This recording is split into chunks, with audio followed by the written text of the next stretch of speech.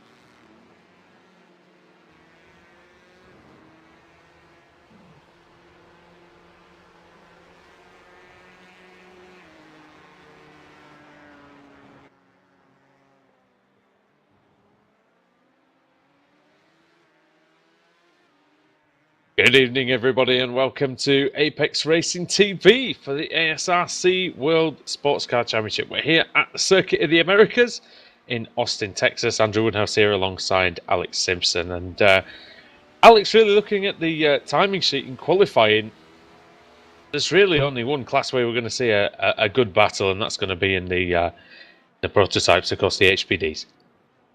Yeah, it's a bit unfortunate, isn't it? First time covering the series for me, so hello, everybody. Yeah, little bit of a shame, isn't it? So we were talking off air. Unfortunately, I think when you have large breaks, it can sometimes, people sometimes forget and things like that. And it's technically still build week, isn't it? So I wonder if people were concerned it wasn't going to happen tonight. But Maybe yeah, a lot 8 of people cars, haven't bothered, HPDs are the ones where most of the action's going to be, like you say. So from what I heard from Adam the other week, even though there was only a couple of cars last time, or not many cars last time, sorry, that was actually a very, very thrilling race. So let's hope for the same again.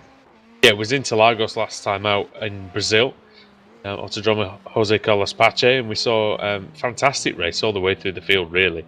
Mostly with the GT LM class, really, really strong, and good battles there. Remember as well, mate, there is a championship to be fought over. So even though some of the drivers aren't here this week, last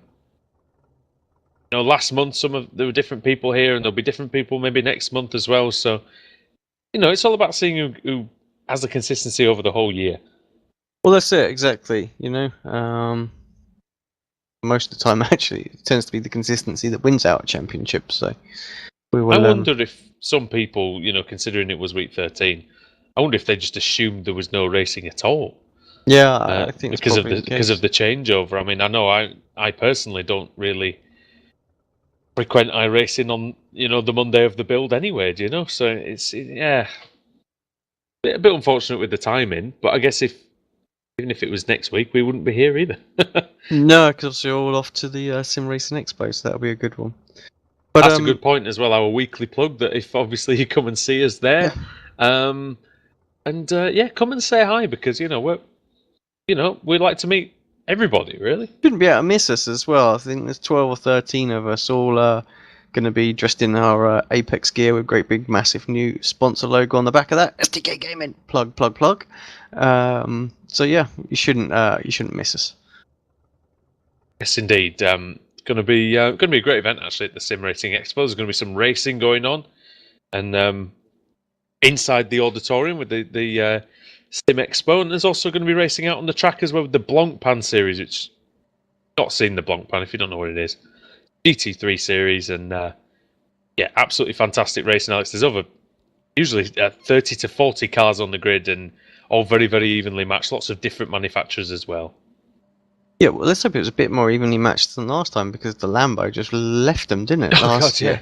So yeah, no one could keep up with them. So yeah, let's hope for it. Minute and 20 left. Just run us through the grid quickly, Andrew, and then any sort of noticeable points about the championship standings, if you wouldn't mind. Yeah, pace car is on that's the back straight, isn't it? Nearly the end of the really long back straight, nearly a kilometre long. And Neil Andrews is the one who's immediately behind the pace car, or will be soon, on the front row, with Florent Hugueville on alongside him. Julien Ribollot is just in third place, Edward Lack in fourth, Lars Hung in fifth, and then the only GTLM car on the circuit is the Ferrari of is the Ferrari of Rene Cornella. Sorry, that's wrong, isn't it? Sorry, there are three GTLM cars on the grid. Rene Cornella in the Ferrari, and then you've got the Fords of Michael Blake and Martin Vosseberg. So yeah, there was one botch in there already. Sorry about that. It's me just looking at the classes like a doofus. So going into the standings, actually, Martin Vosseberg does lead the GT standings by 2 points over Marcel Seidel. Michael Blake is in third. He's only 7 points behind, and Rene Cornella is in fourth, 13 points behind. So still pretty close. Julien Ribollot leads the way in the prototypes with 44 points. Florent Hugueville has 42 points. Lars Hung is on 34. Neil Andrews is on 25. I'll post it today. And Edward Lack is on 16. So actually, Alex, even though, like I said, not a massive field out here today, it is very close in the standings between these guys. So hopefully we're going to have a good one. Not long to go before the start in the front runners, just coming through that really long right-hander, that sort of turn 8 Turkey-esque long constant radius corner. Yeah, like you say, everything's to race for out there, isn't it? You know, there may be a few people out there, but actually the championship is still close, so you still want to beat your rivals and things like that. So the racing's what you make of it, isn't it? So you know, if you've got a field here of 5 cars and they're all within half a second of each other at the end of the race, then you're going to absolutely love it. That's for sure. Well, Neil Andrews is comfortably the fastest driver in the qualifying, and he's away now. Green flag flies here at COTA. Green, green, green. We have a race on our hands now, especially in this category of the HPDs.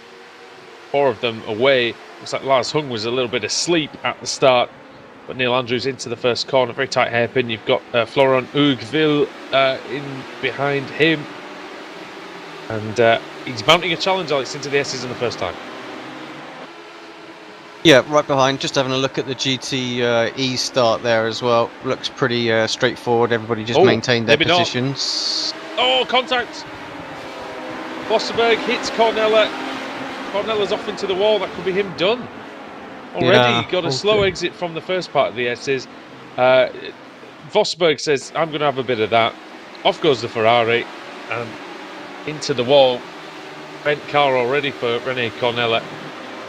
He's going to find it difficult for the remaining 58 minutes. Got a little look on replay just to see what exactly happened there. Let's hope it doesn't happen all behind the tequila board. It does nearly, but yeah, I guess just a little wiggle or something, and he got himself out of shape and got the run, and then yeah, contact. So then Bosch. Not what we wanted, Andrew, at all. No, not really. Excuse me, I thought that was going to be the battle of the GT cars. Maybe Vosseberg thought, well, he 1.6 seconds quicker than me in qualifying. I'm going to slow him down somehow. Well, yeah, that's going to do it, that's for sure. So he's still out there, which is important. It was a fairly light hit, so hopefully he'll be able to continue. But you know what? We know well, don't we? The Ferrari, once it gets a little bit of damage on the wing, it really is very, very slow in a straight line. So. And that's exactly the kind of damage that we picked up, isn't it? Yeah, exactly. Yeah, exactly that, right on the rear wing. Teammates very, very close. Second and third place right now. Yeah, and here we go. There's the move. Team orders this, or is it going to be a legitimate move for position here between Julien Ribollot up the inside of Florent Hugueville, the fellow French driver? Nice interchange there. And Ribollot up into second place. I think he's going to see if he can go and chase after Neil Andrews. And already, look, gapping his teammate. Like he's very confident through the S's section. Yeah, put the power down nicely, didn't he, through there, and just built that gap up. Of course, the dirty air is quite prominent through that section of the circuit. It's probably the worst area, you know, where you want nice clean bit of air coming onto the wings. Obviously, the HPDs do produce quite a bit of downforce, so you know the wake off of one of them you know, does upset the flow somewhat. This is a good circuit for racing on, and yeah, I know.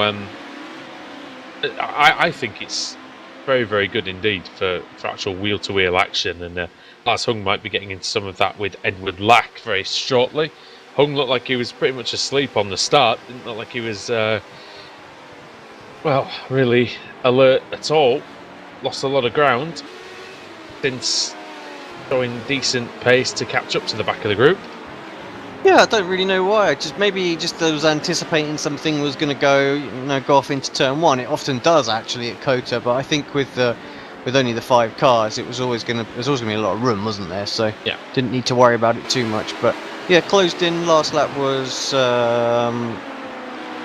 well, it's actually a little bit slower, but yeah, he must have closed up quite a bit on this lap, I think, actually. I think you're right. Just gained a little bit of time. A couple of facts indeed about the Circuit of the Americas. It's 5.5 kilometers, 3.4 miles, and hosted the American Grand Prix course for several years now, in fact. First race was in 2012, all the way back in that fantastic season, Alex, and that was a great race, that first one here, where Lewis Hamilton chased down and passed Sebastian Vettel for the win, and it was a great start to the career for Circuit of the Americas, and it's continued with some brilliant races ever since. Had some fantastic races actually, thinking about it over the years, and yeah, like you say, there's not many circuits that you can do that, and Lewis did a great job there, and yeah, I think people give it a bit of a bad rep, I think, COTA, but it is actually a fantastic circuit. It's great to drive on and have that flow. Better to test on than it is to be in a session, just purely because of how easy it is to get off track. So we've commented about this before. You know, they just lightened it up just a little bit. You know, actually, I think everybody would really, really enjoy driving it. So I think, yeah, as long as people taking the piss get punished, I think. You know, but when you put, you know, you go an inch over the white line and you get it off track, I think that's just a bit silly. Yeah, no, I think you're right there. Got to have 4 wheels off of the. You know what I mean? And corner cutting needs to be stopped really in places like this. But I think it's just the nature of the circuit really. It is a challenging circuit. But there aren't a lot of places where you think, oh, if I get this wrong, I'm going in the wall, are there? And I think there needs to be maybe a couple more of those. Yep. Places where the walls are slightly closer. I'm not saying make it unsafe, but saying don't give drivers a free pass, really, necessarily into on the runoff areas of some of these corners. Like, for instance, that final corner, it's not a particularly fast corner. And on the runoff area, they've just got tarmac. That should be gravel, and then people wouldn't go off onto that. Yeah, exactly. Well, it's just the nature of things nowadays, isn't it? With the tarmac runoff areas. Just having a look at René's. Oh yeah, true. But nobody's going to have a brake failure on the exit of the final corner, are they? I think that's the thing. Having a look at René's car, and he has pretty much got the same damage that we had at Le Mans with that bit on the rear wing. But that said, I don't think it's slowing him down quite so much in the straights as what we had. So I'm still 2 seconds quicker than Michael Blake on that. Yeah, he seems to have got away with it. So I think he is going to catch back up to these guys, and we'll have a little bit of a race on our hands watching them drive through the field. The HPD's already split. You might struggle to get through though, mate, on the straight line. Yeah, but I checked the straight line speed actually. Oh, as Blake goes for a little spin, overcorrects, and around. Oh. Well, that's 1 place back. Thank you very much. That was 1 place back. I thought Blake might collect the Ferrari at one point, but he was he very sensibly just sort of brought that to a stop. Well, that'll annoy him though. He made a pretty decent start to the race actually, and pretty decent driver is Michael. I think he preferred, by the looks of it, the GT1 car to this GTLM car. He seemed to be a lot quicker when he was in the Martin, I believe, but seems to be slightly learning, getting a little bit better in the Ford week by week, month on month. And it's tricky when you go from, those GT1 cars. I think when they came out, I thought they would be quite easy to drive, but really, in reality, they're pretty difficult. They've got a lot of power, and they don't particularly brake or turn that well as what you would think. A tough old car, I tell you. I struggle to drive the GT1s. I think actually I've only ever tried to drive the Corvette. I don't think I've tried to drive the Aston once. I own the Aston. I bought it the day it came out, but I still haven't drove it. So yeah, I wouldn't know. They're both very hard to drive. How that is, but yeah, it was a challenge. So I think getting used to obviously the Ferrari, Ford as it is. The GTEs actually is a lot simpler car to drive, but to extract the maximum out of it is actually quite difficult. So we were a little bit off pace, I think, at Le Mans against some of the bigger teams. When we really got the hammer down, kind of thing. But not a huge amount. But there's definitely something. I mean, you were driving with me, so that probably explains some of it. Well, yeah, but I mean, even on the testing laps, so it's not something that you can jump straight into. I think the guys that spend the more time in the car, they were definitely getting up to speed, finding a little bit extra here and there. So that's the same principle, I think, that Michael over the time, the more he drives it, the more he'll pick back up and be roughly around where he was before. Some drivers just sort of gel quicker with new cars than others. We saw that pole lap by Frederick Rasmussen, didn't we? At Le Mans, which was just a scary time, really. Yeah, crazy. But he's a beast. I mean, look what he did at the weekend in the Blancpain GT Championship as well. So did you fill me in on that? 0.6 of a second faster than anybody else on the grid. Oh, what, dear me! So and he's not up against nobody's. I tell you what, as well, he's up there on the Formula One eSports leaderboards as well. Right at the top, like with top 2 or 3, on those as well. So yeah, he's just very good in anything, isn't he? I think at this point. Yeah, absolutely. Jamie didn't stick around actually in the BSRTC.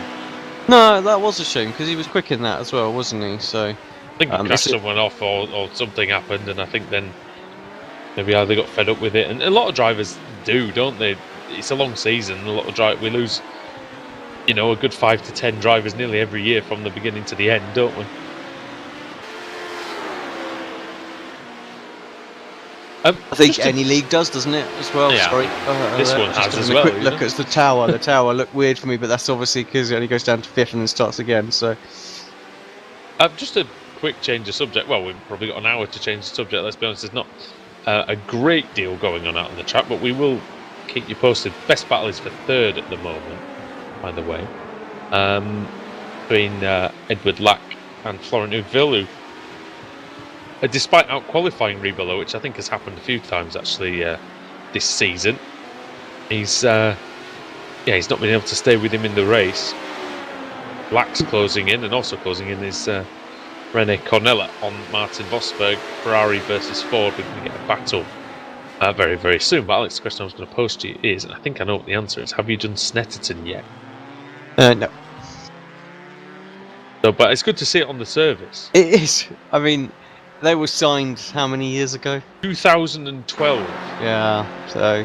But well done anyway for them getting it on the service. Because I think because it is a great circuit, and as well, that was about the time that they completely changed the layout, wasn't it? And added the new infield section, which now they use for the touring cars, and they've still got the old layouts they used for the BTCC in the classic days of. Remember the night race they did in the touring cars? And back end of the 90s. That's one of my favourite meetings in the BSRTC. I know I said in the BTCC. So yeah, great to see Snetterton on there, and probably one more track for Ash Sutton to stuff everyone at. still want the new Silverstone though. I mean, come on, been long enough now. Get it done. We need our monthly rant about the new Silverstone. But to be honest, with the way iRacing have been doing over the last few years, it's really the only circuit. I think the only major circuit that they haven't really sorted out. Got everything else really. So, like I say, Spa, Monza, Nürburgring, Watkins, all the oval content is fantastic, and just give us that. I think they have scanned it, haven't they? I know that. Scanned, yeah, it's done. So, we've got all the data. Give it to us. Maybe a Christmas present, iRacing. Are you listening? Hopefully you're listening to us on that one. If not, we'll be in your ear about it next week, so you've got that to look forward to. Are they going to be there? I'm not sure they're going to be there. I have no idea. Actually. I heard some rumours. I think it was Jack said that they probably wouldn't be there this year, or maybe it was Kevin. I can't remember. I was speaking to one of them last year, and they were like, "This is probably we're not going to be back next year, not in a full capacity. Maybe they'll have somebody there in there as a representative kind of thing." The iRacing move was really successful there last year. Yeah, it was. There was a lot of people there having some races. I had some good races on there, and I know that there was quite a few people trying sim racing for the first time with the iRacing booth and whatever. And it would be a shame if they're not there, but if they are, then look forward to us talking about Silverstone some more. I think. Yeah. Now, have we decided? Are we going to film any of our trip to Germany? I think some of it's going to be filmed, not huge amounts, but some of it will be.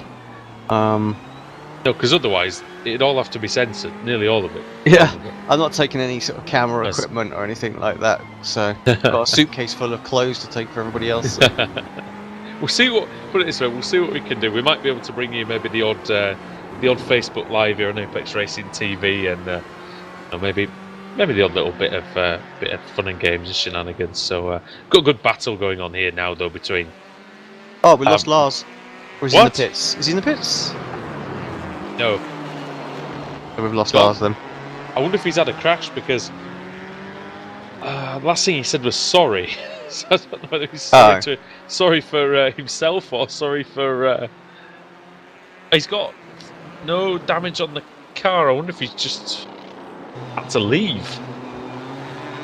Well, he just pulled it in the pits and retired, unfortunately. That what he did? He straight into the pits and then just stopped. I think unless he had to go. Right? Who knows? Yeah. Oh well, that's. I wish he could have hung around some more. Never mind.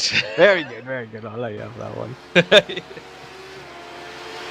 Oh dear. We weren't even doing puns. He just blows one out there. It was easy, but it was good. It was on the money. I'll give you that one. It was an open goal, mate. You've got to score those. And for Newville, he's still coming under a bit of pressure from Edward Lack. But again, the problem with the HPD, like you said, is that it does have that dirty air effect. And do with some DRS being able to be opened on that long back straight, couldn't they? Yeah, I mean, he's just got to stay relatively close through this sort of, the high-speed sector, and then the big back straight has got to be his best opportunity, I would think. Try and What's get the a move. slipstream like on these cars? I haven't drove it for quite some time, so I would love to say, it's okay, because it is okay, but it could be awful now for all I know, or it could be way, way too much. Who knows? Should we go on board with Edward as he chases down third place? Yeah, let's do that, and I'll bring the speeds up as well, so we should be able to tell roughly what we're looking at. Take us through, my friend. Yep, so just exiting out the hairpin corner we were talking about. He is closing in, quite a draft, so we're looking at about... this is good. 7, 8... about 8 kilometers an hour faster, so... But I still think he's going to need to get within like 0.4 of a second coming out of the corner to get a run done, which is pretty common nowadays, I think, for most draft models on iRacing. That 0.4 seems to be the magic number. He did look like he's able to take tighter lines through the first sector than far on, but yeah, once just the traction out of the hairpin corners. I think this is the age-old problem of a lot of the more recent tracks is they tend to have hairpin corner into long straight, which isn't really a good combination for overtaking, is it? Well, yeah, no, not at all. The car in front immediately gets that, that jump, don't they? Whereas a faster car, if there's a medium speed corner or even a high speed corner, car that's faster and has got more downforce or just more confidence and can follow a lot more closely, even with the dirty air, than they can coming out of a hairpin.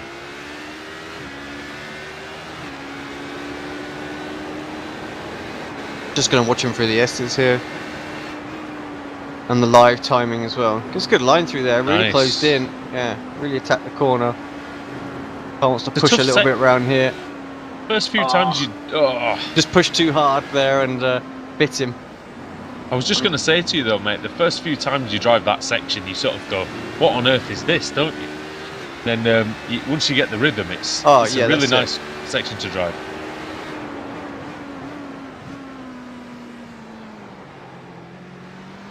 Yeah, he couldn't recover really, could he, after that little mistake halfway through there, and just dropped back a little bit. So close back again though, shouldn't he? Yeah, I think he'll get down to again. It appears to me like it's about 0.3 of a second when you're about 7 or 8 tenths of a second behind. So, but when you're 4 tenths behind, that's when you get the extra pull, and that seems to do the business.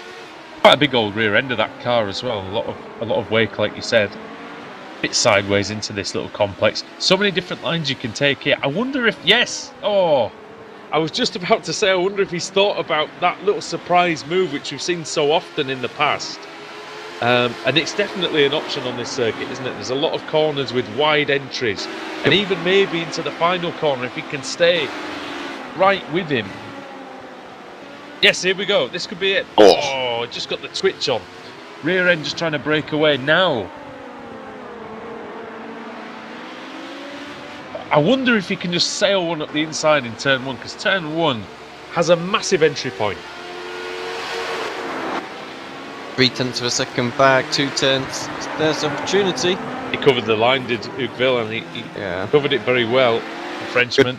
Good on the brakes as well, wasn't he? You could see he braked quite late that time. But you saw he drifted into the apex early, which meant that there was no thought of a lunge, was there? Got this section absolutely nailed as Edward Lack, hasn't he? It's this part here, as he's pushed it again here, and he's going to struggle to keep it pinned in. He pushes a bit wide here, so which again makes this really tight, and then he loses ground. You see, you can literally see the car head pull away. The first part is fantastic. He's absolutely perfect in the first part. So just needs to just to chill out on the right hander a little bit. Try and get it more in and towards the red curbing on the inside, or the red tarmac on the inside. If you can just nick that, that's the ideal line. Yeah, it's that first right-hander, and then it all goes to pot after that, doesn't it? Really. Yeah. Well, you're all set then as well on the right side of the track if you can get that ready for the left-hander. So got some traffic here. Maybe. Well, Michael Blake. So traffic's not going to be a major issue, you wouldn't have thought, in this race, but we thought they wouldn't crash into each other either, and they didn't manage that earlier on. So. Oh, he's going to cut the course there. Oh, I thought he was going to. Ooh. Well, that hasn't really worked out. Cheeky little looks, doesn't he? Have you ever overtaken anyone in there? I have. I have. It's not easy. It's worth it, especially at the start of the race as well. People always all bunched up. If people leave that open, you just dive in there. He nearly hit him. Close, very close. You saw how much grip he's got in the high-speed corners, though. He's got a lovely looking setup through there. Needs to, you're right though, mate. He needs to he just needs to sacrifice something. I mean, in that occasion he was unlucky because, Florent was quite slow and he locks up into the hairpin. But no damage done really. Several different lines you can take through there. He needs to just stay back, like you said, just a little bit, in order to just get the right line. Now look, this is the perfect line again. Better, he needs to get that's better. Lower in. Get it in. Still runs out just a little bit wide, but not quite as bad this time, and he's able to carry a bit more speed through this corner. And that's now it. As close as he's been out of here. He'll get a bit of draft, get within 3 tenths. He needs to nail the brake in here. critical to get a good exit. Maybe no, go a bit wider. You want to really get the run out the corner. That's And, good though. Yeah, 7/10 out of it. So he's just too tight. You know, he was in a good position. He really. I think he's going to get there. I think he's going to be. He's definitely going to be in striking distance by the end of the straight. I think he's definitely going to have a look up the inside. Hoogville has to cover the outside. He's going to be alongside into the braking zone. Is Edward Lack, and he's trying the outside line. Where's Hoogville? Is on the inside, and he keeps the position. Good driving, good defending, and yeah, as we said in Interlagos, Alex, you only need 2 cars to provide you with a very good motor race. Yeah, absolutely. So wide for Hoogville there as well. Just under braking, you can see the car just squirming around, and fortunately doesn't lose the rear. Gets it stopped, and it's okay. He survived that one. Good battle. It carries on. Neil Andrews leads by 6.4 seconds over Julien Ribelow. Then it's 10 seconds back to this battle that we're watching. Lights flashing for Edward Lack as he tries to, I don't know if he's trying to put off Hoogville or just let him know that he's there. And I think he already knows, of course, that he's there, but flashing away, just maybe distraction techniques. But he's got a good slipstream here. You've got to go up the inside into there, surely. He's going to try and cover. Oh, and that is... Yeah, that's worked out well for Florent Hoogville. Yeah, again, good defending. Just he didn't cover up until he really needed to, did he? There, so I thought he was going to cover over too late, but he was okay in the end. Yeah, you're right. This is where he just needs to hold it in tight. you can see how Hoogville gets much further over to the right. You know, just that really is what shapes him for this sector. But again, good through there. Got a good exit onto power nicely. 0.4 of a second is the live timing gap. Closes in with the draft downhill as well. So this is it. It's difficult, I know, because you can't see the braking point. And he tucked up behind the car. He's got it right there. This is surely his best opportunity. 0.3 exit in the corner. Should be passed by the time they reach the braking zone, I would think. Is Hoogville going to cover the inside this time? Where is Edward Lack going to go? He goes to the inside, Hoogville. He's not going to fight this one. Let's see if he can fight it from the outside line. He's going to try the big cutback here. Big old cutback coming. Not going to be enough. Now, Black got the... maybe it is. Oh, close. And there may have been some contact there. I did see there is a slight crumpling on the front of Hoogville's car. I wonder if there was a tiny bit of contact, but yeah, good driving by both of them, really. And now it'd be interesting to see, Alex, whether Edward Lack can lead from the front this battle, whether he's got the grip, whether the balance of his car changes, because sometimes it can do. Into the pits comes Florent Hoogville for his only stop of the race. Oh, and he's, dear me, nearly into the safer barrier. Probably a good time to do it, you know, just lost a place there. Get it done, have some good laps underneath him on his own now. He's not under pressure, and see if he can maybe do something with the strategy. It works out in his favour, you never know. It's getting a bit closer at the front. I think that might have been Andrews having some traffic on the previous lap. Yeah, he is. Got a bit of got some GT3 drivers around him. Vossenberg and Cornella is still about 1.5-2 seconds, really. Oh, Vossenberg, all kinds of trouble coming out of the S's section. Must have lost nearly half a second there. Did. Down to 0.8 of a second is the gap. Now, I wonder if we go on board with the Ferrari, whether we can see... Hoogville is out. Oh. Okay. Pitted and retired. Yep. Well, here we go, ladies and gentlemen. Quick, let's get out there. Maybe we can score some points. Yeah. He is closing in the draft, not by a huge amount, but he is. So, it's not... I don't think it's as severe as what we had, you know? Oh, here we go. It's Cornella. I reckon he's going to go in. He's going to have a go into the left-hander. I can tell body language of the car. If he may throw one. Oh no, I thought about it. Well, I think already the the positive sim racing car there of Vosberg was just a little bit tight, wasn't he, going in there? So didn't really give him the opportunity to fire wide up there. the inside. Yeah. Carry speed there though, so you're a bit slow because you're covering distance, but you kind of get it back, so it's not too bad. Missed the apex there. Oh, he's under pressure, isn't he? You can see he's feeling the pressure, just making little mistakes here and there. You know why? Because he's thinking, I thought I got rid of this guy once already. Yeah. But what's he going to do to return? I still cannot see anything but the angry bird when I look at the back of that car. I was just about to say same thing. That's all. And we were and you were staring at one for sort of most of the race in Circuit de la South in June. Yeah, very frustrating to be 2-3 seconds a lap quicker through the corners, but 2 or 3 seconds a lap slower on the straights. It's even got the mouth bit underneath, doesn't it? Oh, it's brilliant. Just above the diffuser. It's Someone a big needs old diffuser, that, isn't it? By the way. Yeah. Someone needs to get on there and do some sort of elaborate paint scheme on the back of that, I think. I bet somebody has already. I bet somebody's done that. But yeah, that's a big old diffuser. You can see how much grip that 4GT's got. I mean, it's essentially, they were saying it's essentially a prototype chassis, isn't it? It's essentially like a... Yeah. You know, and that's why it's got to compete. That's why the balance of performance has been a thorny issue in LMP. There goes Edward Lack on his way. Doesn't lack straight line speed compared to the GTLM cars. And up the inside goes Cornella on Vosberg. Vosberg on the inside line. Cornella's trying to use the Ferrari's ability in the slow speed corners to get through. Oh, you're gonna have a go up the inside here. No. Yeah, covers up nicely. Could get a good cut back here. Not a lot of a run to get before the swing into the long right-hander. I think we should just re-nickname that one Turkey Turn 8. Yeah. Can we just call it Turkey Turn 8? Thanksgiving turkey, maybe? We are in America.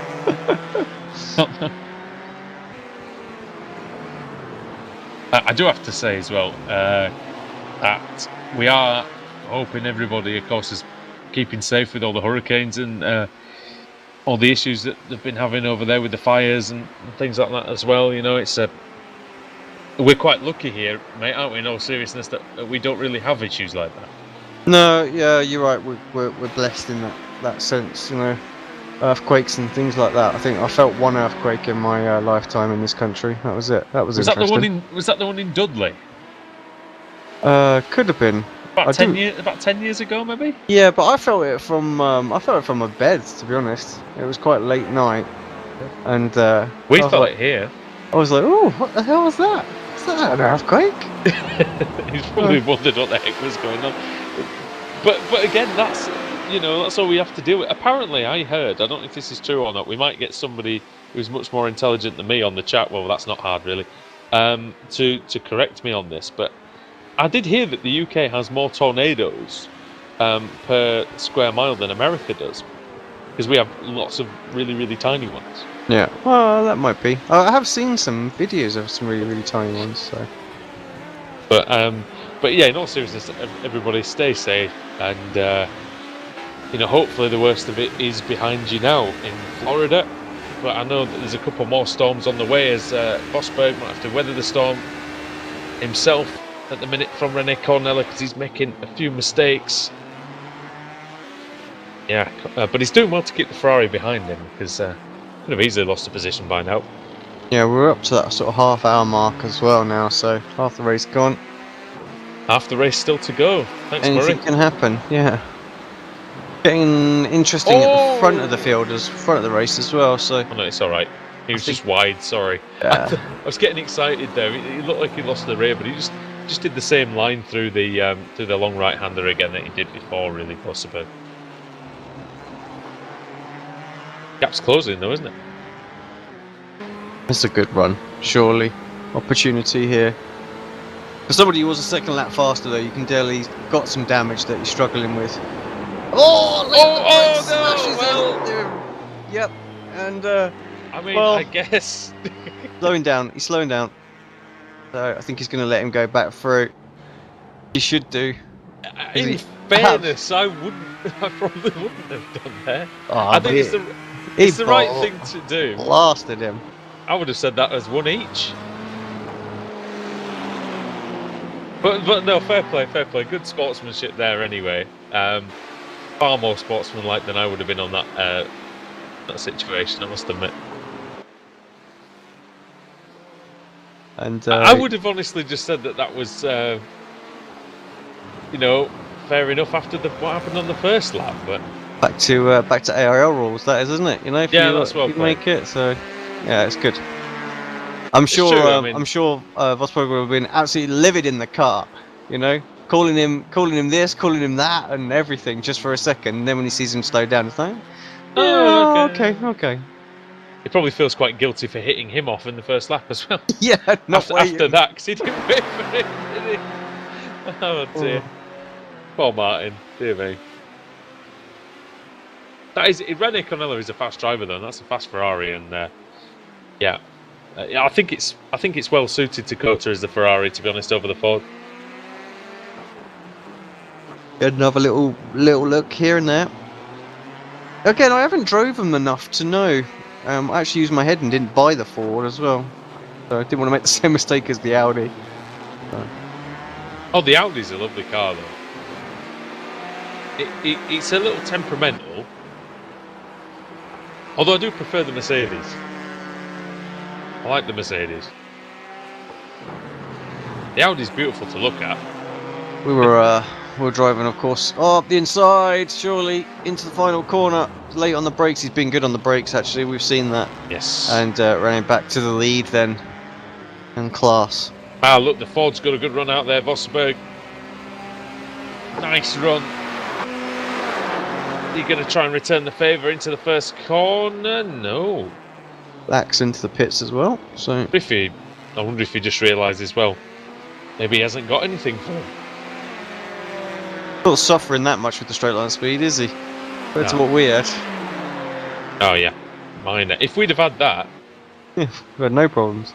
We'd have had a decent run. Well, I think we still had a decent run. Though. I think we had a good time. That's the most important thing. We enjoyed it. We'll definitely be doing that again, I reckon. The funny thing is, with all the issues surrounding the 24 Hours of Le Mans, when it happened, there were no issues in our race, and we had a properly good race out of it. The only thing we didn't have was any prototypes in there, but that's why we had a good race. Well, maybe so. I must admit there were a couple of times, especially in the stint, because I did the stint between was it 1 a.m. and 3 a.m., wasn't it? Up the inside. The inside. Osberg, look at that. Using the power of the Ford to surge back past Cornello. Good driving there. Got to do this. If he has got any straight line speed advantage, he's got to take full advantage of it where he can.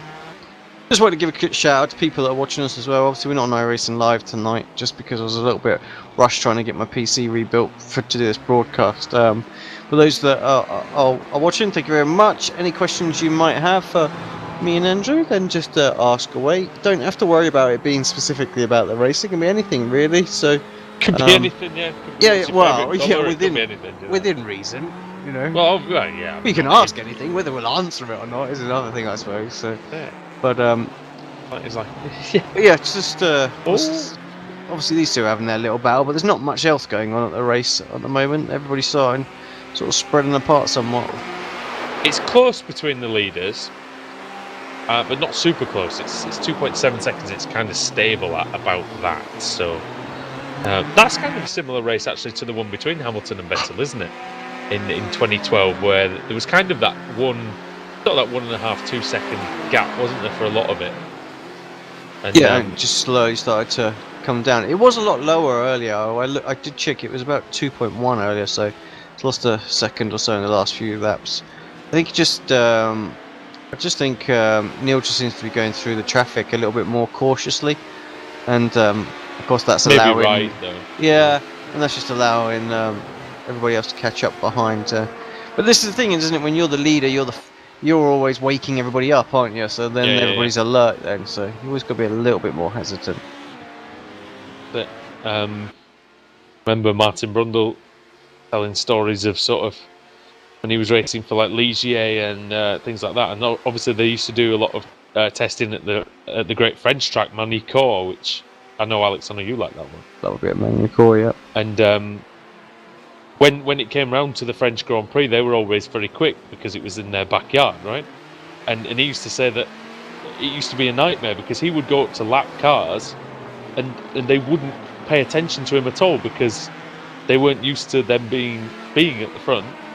And of course, Senna comes along in his McLaren, or whoever, Schumacher or Berger or Prost or whoever, and everyone would just jump out of the way because it's like, oh, it's a McLaren or it's a Ferrari or it's a Williams, and it didn't help as well if he's approaching them first of all and they're being a bit stubborn, shall we say.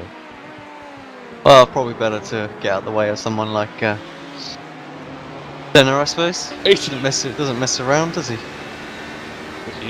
He would have had you off in a heartbeat if you'd have tried to get in his way. That's something I want to see iRacing improve, is the close-up graphical stuff. When you get close, like we were just on board with Edward Lack there. And, his helmet, by exactly, his helmet, because I don't want to. Replica, I was going to say I don't want to offend him, but isn't that a Hamilton replica? Looks quite nice. It looks good from the outside of the car. Yeah, it does. But once you get close into like the roll bar or something like that, it really does show it up a little bit. The texture looks good from sort of just even fairly close on the outboard camera. So I wonder if that's a bit of a glitch. That's where we can tell the difference. That's where because sometimes I've obviously my office, work from home, and obviously I have a big TV on the sort of the office wall, and when delivery drivers come in and I used to be like reviewing WCS races and things like that, they used to ask me if that was real or they would really struggle to notice it, but it wasn't until you got close they were like, oh yeah, okay, fair enough. So I know it's difficult because the resolutions just need to be pumped high to do that, and of course that takes more RAM and just GPU RAM and things like that. So, but that's one thing I'd love to see, just sharpen that up a little bit around the helmets and stuff. I think that would make quite a difference. I think it's something that it's funny actually because again it's not iRacing related, but we're not on iRacing Live tonight anyway, are we? So it doesn't matter. But I think when playing F1 2017 the last couple of weeks, unfortunately they released the game and it had quite a glitch on the PlayStation, on the Xbox, where exactly those textures would appear on the helmets and overalls. So what in F1 2016 was sort of perfectly, really crisp and clear looking, really nice looking helmets and overalls, kind of turned into what we saw there on the onboard camera. So, but that's a glitch, and they'll fix that. But still, it does ruin. It does sort of ruin a little bit though. The look of things, I'm guessing the two drivers at the front have been into the pits. We've missed them. Certainly, Andrews was 17.1. All of a sudden, it's 1.3 seconds is the gap up front. It's got close. Not exactly sure how that's got so close. Yeah, I can't quite see the pit stop time. I can only see Andrews' time. So I'm not quite sure. I wonder if he's just Rebolo's just tried to short fuel that a little bit, just to maybe try and just steal track position. Yeah, it's frustrating. We can't see the actual pit stop time. So it's a good close race though in terms of trading times, 10th here, 10th there. Good. I tell you what. Again, I'm gonna no doubt cover this at some point over the next few weeks anyway, but I am absolutely devastated that this year we're going to get the probably the last Malaysian Grand Prix for a long time. Yeah, me absolutely too, actually. Fantastic gutted. Circuit. You won there, didn't you? I did. I did win there. That was my only win in the top tier, the F1 League back in the old Apex Racing League. But I was quick there. I got pole there in season 1. Didn't go so well in season 2, but season 3 I took the win. Yeah, and it was a nice, good race. Quite a good race with yourself, I think. I don't think there was. It was 1-2, wasn't it? If I'm not mistaken. I think. Yeah, that's right. Yeah, it was good. Good fun race. Good memories. Was that the season that we just drove around the outside of everybody, or was that season 2? Yeah. Season 3. No, that was season 3. We nailed the start. Yeah, because it was. Oh yeah, it was a perfect start. But studying Kimi Raikkonen, see how he did it, and yeah, just did exactly the same thing on over the whole no, field. it wasn't Kimi. Was it not Kimi? Who was it? It was the two Renaults of Heidfeld and Petrov Oh, that was it. that just went all the way around the outside of absolutely about 3 or 4 cars each on the first corner. And I believe Heidfeld might have got himself onto the podium there because of that start that he did. But yeah, I'm just gutted about that because it's the first Tilke circuit in F1. But for me, it's his best. I agree. It's his best fantastic circuit. I'm not saying there aren't some other fantastic ones, because there are, and I think I'm going to go on record and say that genuinely he gets an awful lot of stick for not a lot really, because I can't really name any bad tracks that he's done. I don't know if you can disagree with me on that one. Some people probably will. I can't. I think the trouble is he was given a design spec and sheet and things like that, and then he was told that you need to make it safe. So he didn't have any choice but to put all these runoff areas here, there, and everywhere and stuff like that. And that's what's very Tilke-esque, isn't it? Everyone goes, "Oh, it's a Tilke circuit," yeah, because it has concrete runoff areas and things like that. It doesn't really change them, but it's just modern day driving. That's why I like Malaysia though, because it doesn't tend to have that. It tends to still have grass and gravel on the outside of it. Yeah, and you're right. It does have some grass and gravel there as well. So that was really before the crazy people got in there with the safety kind of things. The ones that want us to run with halos and things. Go on then. Let's talk about the halo. Go on. Let's have 5 minutes or so talking about the halo. What do you think? Yeah. Honestly, what? No, it's half measures. Why bother? You think canopy or nothing? Exactly. Close them in, make it safe. Redesign the whole car, the way it looks and everything to compensate for it. Or accommodate it. Yeah. But don't waste any hassle with canopy. So another freak accident. I don't want that to happen. I have to say. And it was scrapped. They'll be like, no, it was pointless. It didn't save anything. Yeah, and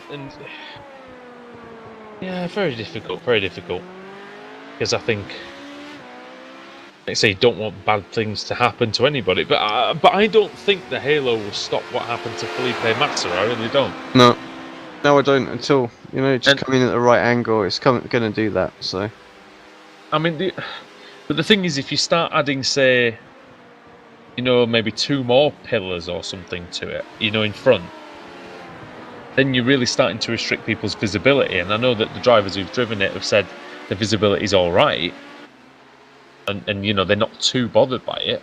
But I've noticed 2 things already. Is that, and again, there is the aesthetic thing, in that the cars don't look particularly. I don't think they look awful. I'm going to go on record and say I don't think they look awful, but I just think it kind of ruins the aesthetic of a Grand Prix car. I think these new cars look fantastic. Or the F3 car? Was it F3 car, wasn't it? F2 car. F2.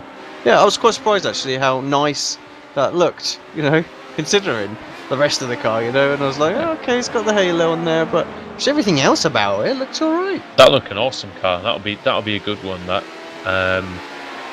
But I think the current F1 cars, I think they look brilliant.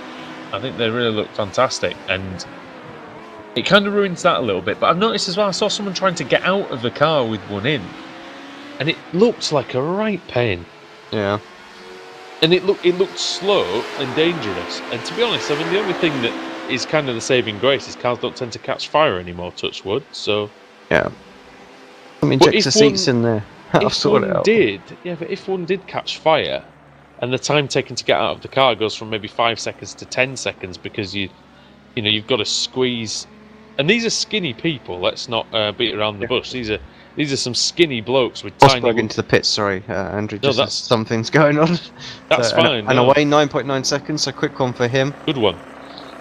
He's only got 10 minutes of the race roughly to go. Well, 12 minutes roughly. Yeah.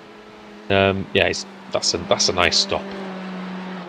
So Renault going to come in this lap as well, cover him off. I mean, he built up a couple of second lead, hadn't he? So he's got a bit of buffer. So just to finish off, just quickly though, very quickly, is that Like I say, these are skinny guys who aren't the biggest guys either in terms of height. They've got skinny waists and everything, and they even struggle to get out of there. So I don't know how productive it is in terms of. I just hope nobody gets trapped in a car. Is all I'm saying. Yeah, I think that's their concern with the canopy, wasn't it? But because when Alonso crashed at Melbourne last year, he was able to just kind of fall out of the car when it was on its side because he was able to free himself, wasn't he? And they wouldn't possibly be able to do that with the halo in. That's the only problem I've got with it. No, very true, very true. And because if the car had been on fire, he'd have been in problems. If another car had sort of crashed into him, it would have been a problem. If he couldn't get out of the car quickly enough. I don't know, but you don't want anything to happen, and this is the problem. Cornella in from from what was the lead, effectively. We're using the NASCAR style pit layout for this track as well. The sort of second wall in there. Because the guys have to jump over the wall, let's be honest, in NASCAR, don't they? Yeah. It does look fun being a NASCAR pit mechanic, I must admit. Yeah, who is it that we Brandon know? Traynor, Yeah, that's it, Brandon. He's doing a fair bit of it. He's doing really well, apparently. He's doing some cup races, I think, now. Oh, cool. So, this is the cool thing. I believe, again, if he does listen to this, I don't know if he will, but he went to, I believe, NASCAR University. Oh, okay. Which is a real thing. And, Vosberg, look at that. Very close. She's super close, brilliant. Stopped there by Cornella just to get out in front, barely. Vosberg knows that he's only got this, only really got, you reckon, just this lap to maybe do it? Possibly. Yeah, I think he needs to do that same move, doesn't he, that he did. Ferrari looks good through the sort of medium speed corners, pulls away. Needs to nail this sector. Perhaps went in a bit deep, did he there? Just a bit of time. Okay. But I'm not sure he's got the straight line speed. Enough to really nail the braking. To the tight left-hander here. Considering that Ferrari's got that rear wing damage, it's not slowing him down at all, actually. Oh, Vosberg, big switch. Both of them coming off there, just laying down some rubber. And I think that's kind of any chance he had of making that move gone, and it might be the last he sees of Rene Cornella.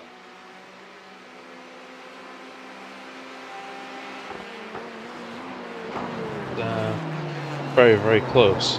Close right in. This sector, I think, when is really strong. Vosberg had another moment, though, didn't he? He had another issue coming out of 1.6, yeah. Wow. Coming out of that left-hander, coming off the back straight. We were just I was just on board there with René for a moment, so I just didn't quite see that. So yeah, come back out, and all of a sudden there's a big gap. 3.9 seconds at the very lead of the race as well. That's just built up somewhat. Andrew's able to just pull this one.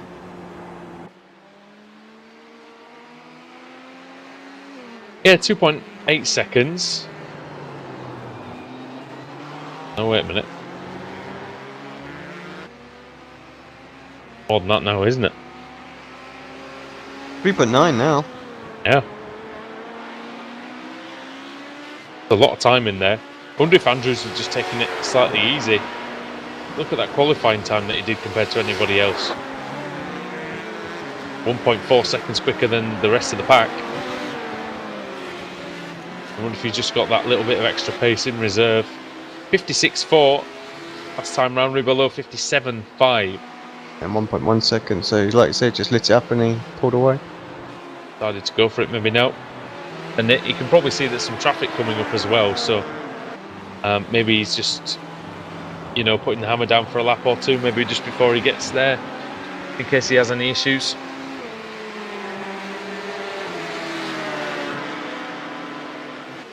I will say, even though it's spread out in the middle, it's not been a bad little race, this. I will say a little race, but it's, been fairly decent. There's always been something going on. I think this is the first time we've had them they're not within 2 seconds of each other. So yeah, but like I say, still a good one. But yeah, come and join the league. This is the thing. Sign-ups are, I believe, always open. Go to ASRConline.com and sign up there to the league, and come and do it. It's a good league, and still plenty of races left. This is only round 3 of the season. We still go to Motegi on the 9th of October, Phillip Island on the 13th of November, before finishing at Monza on the 11th of December. So you still got a good chance to come in and score some good points, of course, and come and have some fun. Hour-long races, multi-class, and involved. I am quite surprised there's not a whole host of people in there, considering they were running GTE. I really thought they would be, with the new car flavour and all that sort of stuff. And the HPD is still a popular car, really, considering that been around for a long time now. Yeah, we were talking about this the other day, weren't we? How about time we had an updated LMP2 car. Obviously, they look like LMP1s nowadays, and they handle fairly similar just through the corners. It's just the power, really, they're lacking. I think some of the LMP2s were nearly as quick as the LMP1s in the race this year in Le Mans. Down the straight, it was the acceleration, I think, that was the difference, and of course the downforce, but still a lot of downforce in these. It'd be nice if we could get one though, one of the domed LMP2 cars. Yeah, we were lucky enough to see in 2014, was it now? 14, yeah. We were lucky enough to see. Oh no, 2015. Sorry, we were lucky enough to see the GT3. Sorry, the LMP3 teams. Oh yeah. Let us into their garage, didn't we, to have a look at their car, and that's a tidy little machine I wouldn't mind driving. No, exactly. Yeah, I just think it'd be nice to see the LMP2. Of course, I love an LMP1. I just want to see a full WEC grid, basically. Yeah. So, must be able to go out and get like a WEC license or something. Yeah. That's Who got knows potential. what's going to happen with that next year and so on, when all the other teams and leave LMP1. It's a shame, really, because for a while, I mean, last few years we had a genuinely good battle between Porsche, Audi, and Toyota. Yeah, it has been good. All three have mistake. had chances to win, Final corner, but keeps it collected. 8.2 seconds is leading now, so fairly comfortably. Nothing else going on out there, I'm afraid. So Just on a 55.6. he was pushing hard on that lap. That was faster than Julian Ribelo's qualifying time. And Ribelo 59.5. I'm not sure exactly whether that's a mistake or whether. I wonder if he's put enough fuel in it, Possible. With a 4-second loss like that. He was close as well, wasn't he? After the pit stop, closer than he had been for a while. So 2.1 seconds on the GT field as well. So that's definitely split apart. Ribelo's got, by the way, he's got no worries behind him. 37 He's seconds. Yeah. A lot of time. If he wants to coast back, he can. Vosberg and Cornella. Oh, Vosberg's off. I was just about to say he was actually getting a little bit closer, and well, that's done now because he just went off in the first sector. 3.5 minutes to go then here at COTA. Been a good race, Andrew, actually. I know we don't have many cars, but there has been some good little battles out there, some good driving as well. It's unfortunate we lost a couple of drivers early on. Yeah, it's a shame that we don't have a bigger grid. I mean, we complain sometimes about the Renault series not having a big grid, but then there's still 16, 17 cars on there, and yeah, we need more people to come and join this series. It's a really good series, and you might sort of roll your eyes at that when there's 8 cars running, but come on, guys. The admins are good. They know what they're doing. Put together a good set of meetings, and need some more people to fill the grid spots. Neil Andrews only got. Will he get 2 laps in? I'm not sure. It's going to be tight, I think. Oh, where is he? Yeah, I think he will just. So, not quite there. Ribello lost another 2 seconds on that last lap. Yeah, 55.9. So he's just lit it up now. He's like, yeah, look, I've had this sort of pace all race if I wanted it. Worth going on board, seeing what he's doing. Do it. Since he's really going the fastest we've seen all evening.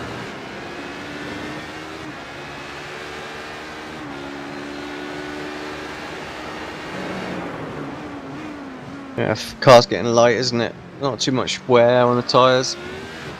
Nailing it, enjoying it. HPD seems to protect the tyres quite well, really.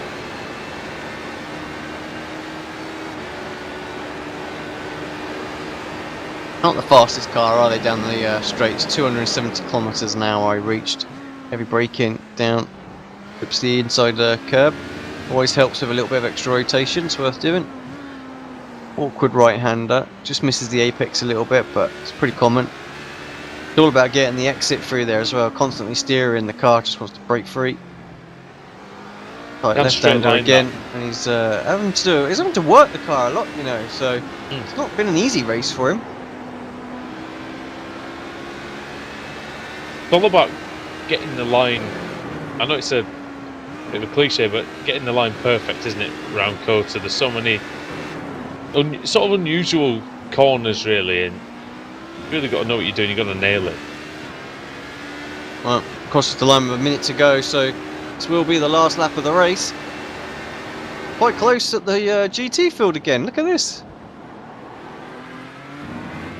Yep. Where'd that come from? 1 second separates them. 0.8 of a second. Gap is coming down. Maybe a fuel problem for our leader. Either that or he's had a mistake. 'Cause like I said, Vosberg did go off. Got to be fuel. Look how close he is. Is he lifting and coasting, Cornella? No. But one more lap to go. Oh, Rosberg using all the track and more. Just doesn't care at this point. Just wants to put some pressure on. See if he can get this lead. Tell you what, I did not expect this battle to be going to the wire after Vosberg went off the track, lost 2 or 3 seconds. Done well to fight back. Neil Andrews on the back straight now on lap 31. Half a lap to go before he's crowned the winner.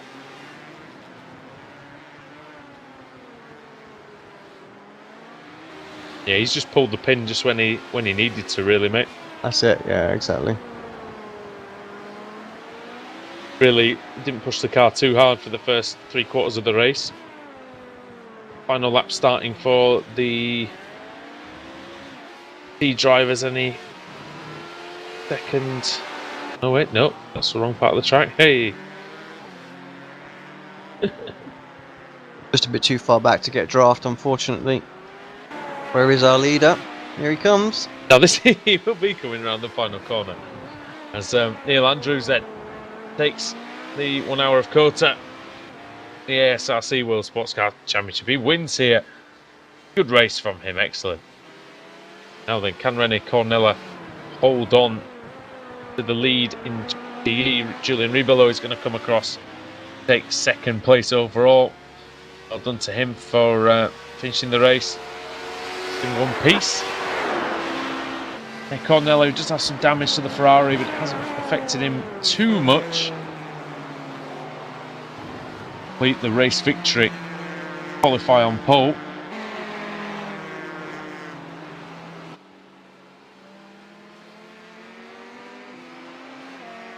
Gonna have it. Alex is just coming around the final corner now. Yeah, no problems there, is there? So good last couple of corners. And did a little bit of pressure. Good on Vosberg for giving it his best and trying to get there. And just got Michael Blake and Edward Lack to come across. Edward Lack finishes now. Yeah, Michael Blake in the final part of the lap. Oh, it's a handful there, isn't it? It's a tough corner to brake for, really. Just seemed to struggle ever since he had these little waft, didn't he? Just like not been able to get the car back underneath him. Lost the confidence somehow. Yeah, I think you're right. And Blake coming through for the series admins. He's going to finish in 6th position today. Last of the runners, but like you said, just that spin earlier on, he was ahead of Rene Cornella when it happened. Yeah, Michael Blake comes across and finishes in his Ford. Yeah, 3rd place, although the overload was showing a 2nd there, but it was actually 3rd. Sometimes we get a little timing glitch like that. 2nd in his class, technically, I think, on as iRacing would read it. The Ford and the Ferrari are showing as different classes on my screen. Okay. It's the same class in the championship, but it's a different class on the screen. That's why I got confused earlier on. Standings are up on the screen for you, mate. They are, and it was Neil Andrews then taking the win. He qualified in dominant fashion, led pretty much every lap, and took the win over Julian Ribelow, 14.2 seconds in the end. Frenchman falling back at the end. Edward Lack in 3rd. Good battle with Florent Hugville, who retired halfway through. Rene Cornella in 4th position and winning the GT-LMs. Martin Vosberg in 5th. Michael Blake 6th. Florent Hugville, actually, we lost him after just 13 laps. Disappointing, really, to see him retiring. And Lars Hung. And, yeah, that rounds out the teeny tiny grid. But it was a good race. Still enjoyed the race, actually. So a good couple of little battles there. And, yeah, we can chat for England, mate, can't we? So, Oh, mate, yes. known each other so long, so, you know, can make up some crap whenever we need to. This is it. And back to the days of F1 2010. And funnily enough, that's actually made you eligible for the F1 esports competition. Oh, no, crazy, isn't it? Absolutely. So, yeah, season 1 runner-up, season 2 champion. Thank you very much. I'll take that. That's me qualified. I was eligible as well. However, very, very tight deadline to get the old get their times in and everything. So I haven't unfortunately managed that. But I'm sure there's next time. Yeah, PC's got an extension, isn't it? So I'll get on that. I need to get my rig finished. That's so get a cup of coffee now and get cracking, I think. So we can broadcast on it, but I can't race on it at the minute. Well, at least it's good for something, mate. Thanks, mate, again. Good camera work as usual. And yeah, thanks for getting that done in time so we can bring everybody the action.